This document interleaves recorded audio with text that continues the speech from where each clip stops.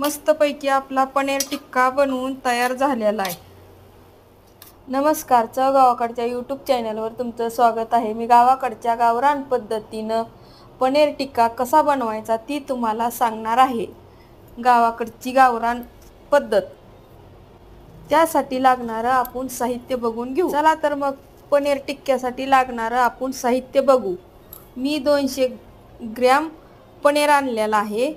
2 शिमला मिरची किंवा ढोबळी मिरची, 2 कांदे चिरलेत आणि अर्धी वाटी बेसन घेतलंय।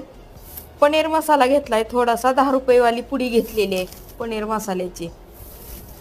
आणि 1 चमचा हळद घेतली, 1 चमचा धणे पावडर घेतली, 1 चमचा मीठ घेतले, 1 चमचा लाल तिखट घेतले आणि 1 चमचा पनीर टिक्का मसाला घेतलेला आहे, खडा मसाला घेतलेला आहे।